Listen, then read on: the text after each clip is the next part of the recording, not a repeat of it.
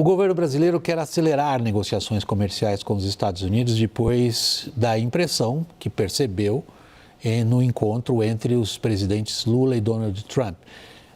O assunto no momento é a discussão de tarifas. Reportagem de Mariana Giangiacomo. O pedido por uma nova rodada de negociações foi feito nesta segunda-feira, em reunião que contou com o ministro das Relações Exteriores, Mauro Vieira, e o secretário do Tesouro americano, Scott Bessent. Nas tratativas, os brasileiros também reforçaram o apelo em prol da suspensão das taxas impostas ao país, buscando mais previsibilidade nas exportações, como ocorreu com a China. Os dois lados concordaram em agendar um novo encontro em Washington, numa tentativa de acelerar o fim das tarifas. O vice-presidente Geraldo Alckmin, Mauro Vieira e o ministro da Fazenda, Fernando Haddad, são cotados para participarem dessa reunião. O Planalto mantém expectativas positivas para as negociações em busca de um acordo tarifário. A ideia é não perder a oportunidade e manter o ritmo depois do encontro entre os presidentes Lula e Donald Trump, que foi bem avaliado pelos dois lados. Segundo Alckmin, o fim do tarifaço é a prioridade do governo brasileiro. O prioritário é tirar os 40%. Esse é que é o prioritário. Aí você tem setores do agro, tem setores da indústria, você tem os mais variados. Trump voltou a elogiar Lula e até se lembrou do aniversário do presidente, quando respondeu a uma pergunta sobre a reunião a bordo do Air Force One.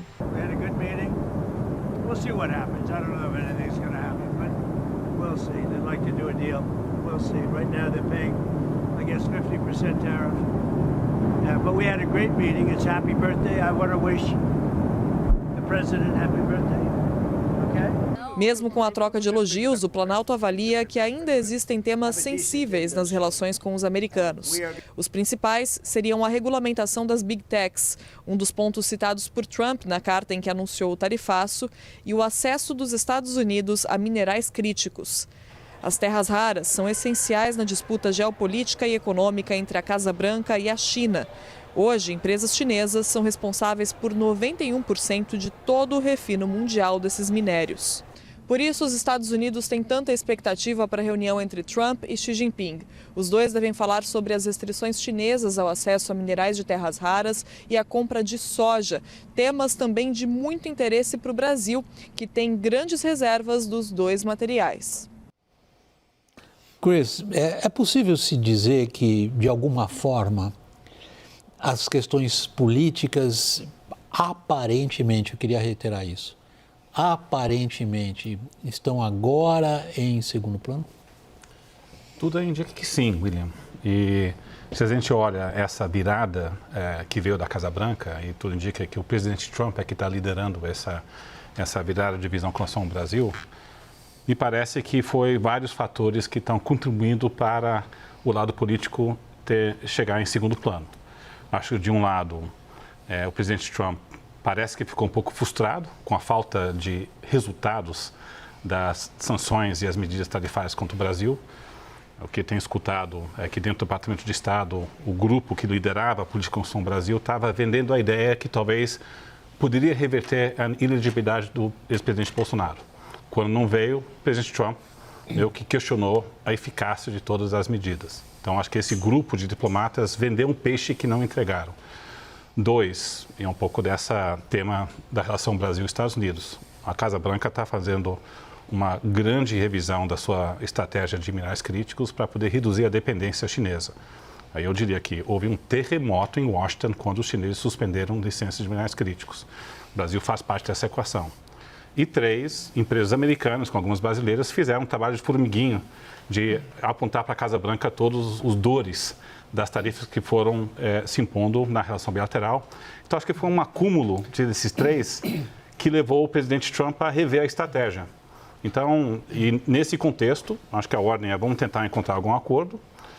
Os diplomatas que estavam empurrando uma agenda de mais sanções e mais punições contra o Brasil, acho que estão desnorteados. E aí, é claro que, com a direção do Trump, abre-se a possibilidade de ter um acordo. Agora, nós temos a 301 em cima do Brasil ainda, que é outra ordem dele. Sim. E ela é relevante, ela tem mais de 6 capítulos e ela é agressiva em relação às práticas comerciais brasileiras. Em que medida, Lorival, na sua avaliação? fatores políticos estariam agora relegados a segundo plano? Os fatores continuam sendo políticos, só que eles mudaram de sinal. A minha apuração de hoje, com fontes de Washington, é de que o presidente Trump passou a identificar o Bolsonaro com a imagem de perdedor. E aí isso complementa bastante com o que o Christopher está dizendo, ou seja, ele apostou no cavalo errado, que estava perdendo, que está perdendo. E o Trump detesta ser associado a um perdedor. Lembra quando ele comprou uma briga com o John McCain? Ele dizia que o John McCain, que foi um senador, um importante líder republicano, herói da Guerra do Vietnã, ele dizia, não, ele perdeu para o Barack Obama em 2008, ele ficou preso 5 anos no Vietnã. Mas para mim é um perdedor, eu não quero nenhuma ligação com esse indivíduo. E teve várias oportunidades assim que o Trump fez esse tipo de declaração. Ele quer a imagem dele associada a um vencedor e não a um perdedor.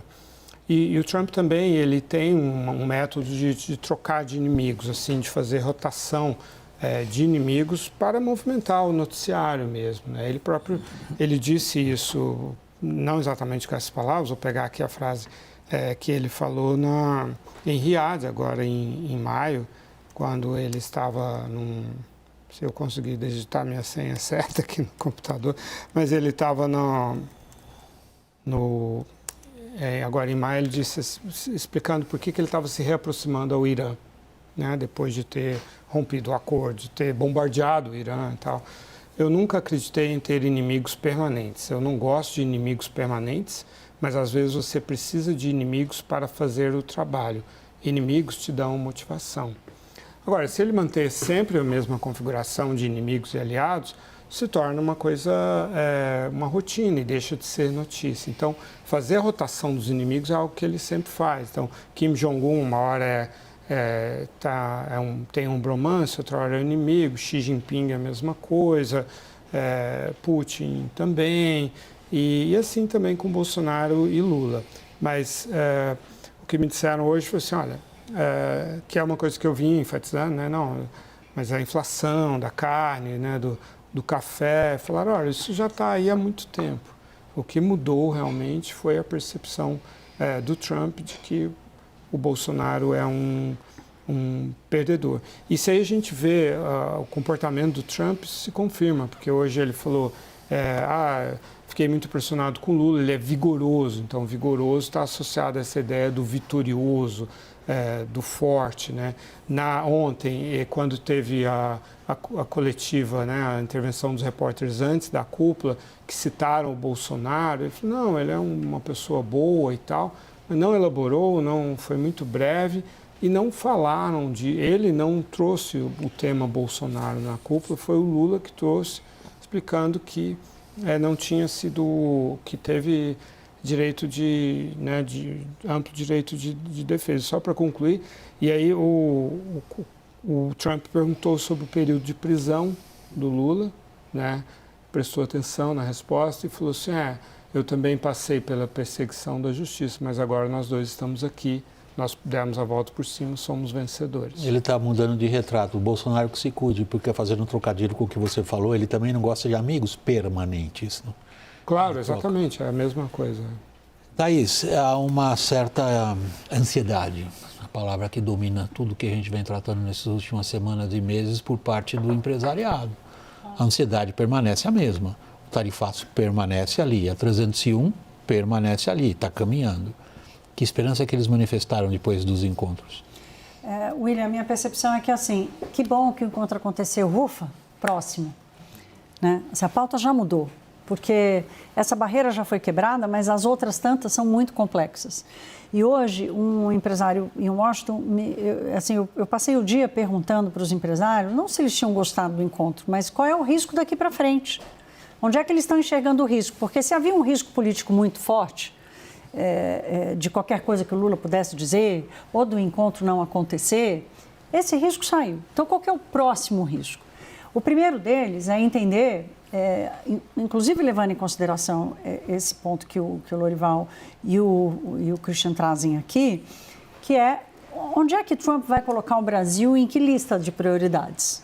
Ele está indo para o Japão, depois tem a conversa com a China, ele tem uma prioridade em discutir com o Canadá, com o México. O Brasil vai estar onde? Porque mesmo que ele tenha designado a equipe para cuidar disso, a leitura do empresariado é que, como você disse, é Trump que vai dar a última palavra. Então, a primeira dúvida é, qual a prioridade? A segunda dúvida é timing, porque eles estão com medo assim, de chegar ao final do ano e, para setores mais estratégicos, como máquinas e equipamentos, eles acharem outro cliente. E aí já foi, né? Então, o tempo que vai demorar para que alguma coisa realmente aconteça, para que alguma coisa se reverta. E o último, o problema é como é que o Brasil vai tratar da complexidade dos assuntos. A 301 é extremamente complexa. A seção 232, que é para o mundo inteiro, mas que o Brasil está metido, também é extremamente complexa. A atração dos minerais raros é ultra complexo, com um histórico de governos petistas, priorizando conteúdo nacional, fechando para capital estrangeiro, tendo toda uma visão estratégica para dentro de casa e não para fora. Então, agora há um ok, um alívio, que bom, foi vencido, e o mapeamento dos riscos daqui para frente. Do ponto de vista da nossa política doméstica, Caio, raras vezes a gente assinala com tanta nitidez um catastrófico erro de estratégia política como foi feito por setores importantes da oposição. Sim. A falta de leitura da realidade, aquilo que você também acentuou várias vezes em encontros conosco, é um dos fenômenos mais estabelecidos na política. Quando um país é atacado, as pessoas se abraçam à própria bandeira. É difícil imaginar uma oposição tão burra como a nossa, de achar que pedindo ajuda a uma potência estrangeira para resolver os seus problemas, ela terá ganhos eleitorais. O que nós estamos vendo é exatamente o script clássico. Trump, voluntária ou involuntariamente, ajudou a direita brasileira a se esfacelar. Eu estou escolhendo o verbo conscientemente. Hoje ela está esfacelada. E o Lula? Bom, Lula comemorando a fotografia que almejava, que conseguiu. A última sanção a uma autoridade brasileira aconteceu no dia 22 de setembro, na véspera da reunião da ONU. Desde então, nenhuma mais. Hoje já é dia 27, portanto, tem mais de 30 dias que nenhuma autoridade brasileira é sancionada. O tarifaço se mantém. Agora, se por um lado o Trump e o bolsonarismo conseguiram esfacelar a direita, a esquerda, ela se galvanizou ali, né? Ela se uniu, encontrou um discurso, Lula recuperou popularidade, fragmentou, não tem um candidato hoje, caminha para uma eleição hoje, claro que vai mudar isso, mas hoje é por WO, né? Hoje, se você não tem candidato, o preferido da direita não quer ser, né? Porque teme uma vitória dos adversários. Então, Lula está comemorando a fotografia e foi passo a passo, né, William? Na Assembleia da ONU, Trump pisca para o Lula, depois tem uma conversa por videoconferência, depois tem uma reunião do Marco Rubio com o Mauro Vieira, consolida no domingo com o encontro dos dois, e o próximo passo é evoluir para um acordo. Agora, é importante colocar uma questão, William, que, a despeito da fotografia, o Brasil esperava mais, já esperava uma trégua ontem. Eles foram para a reunião esperando, pelo menos, porque aí seria uma vitória, uma goleada. Você conseguir suspender por 90 dias o tarifaço. Isso eles não conseguiram, ou pelo menos conseguir incluir carne e café na lista de exceções, que eles não conseguiram ontem. Muito embora esteja sendo vendida a ideia de uma vitória total. Mas ainda não foi vitória total e eles esperavam a vitória. O que as forças políticas pretendem vender como vitória, ou que as forças de oposição tentam fazer do que aconteceu, é irrelevante. A gente está vendo os fatos da realidade. Agora, eu tenho 2 minutos ainda antes de chamar o intervalo, que eu queria ver se você conseguia sumarizar nesse tempo a pergunta que a Thaís deixou no ar. Que lugar tem o Brasil no universo de Trump, em função do que a gente assistiu? Olha, eu acho que tem uma atenção do presidente e foi importante que ele delegou Marco Rubio para liderar essas negociações. Quando essa decisão for tomada, havia muito debate aqui no Brasil, se é um sinal bom, se é um ruim, ele é mais político, ele tem uma visão mais anti-esquerda, Mas o fato é que ele tem 2 assessores mais importantes na Casa Branca, que é o Scott Bessent, do secretário do Tesouro, e o Marco Rubio, do Departamento de Estado. Estavam os 2 juntos lá. Os 2 juntos. E quando o presidente Trump diz, olha, eu quero um dos meus mais importantes assessores para tentar cuidar do Brasil, é um sinal que ele quer algo que seja feito. Então, a interpretação construtiva da indicação de Marco Rubio é um pouco essa. Então, eu acho que tem atenção presidencial, sim. Eu não acho que é uma questão de banda e o governo não focaram nisso. O desafio que eu vejo é que, se a gente também conversando com a delegação que negocia, do USTR, do Jameson Greer, eles acham que vai sair um acordo. Mas a preocupação é, será que os americanos estão achando que os brasileiros vão ceder em tudo que eles estão querendo, como vários outros países? Com certeza estão. Acho que estão.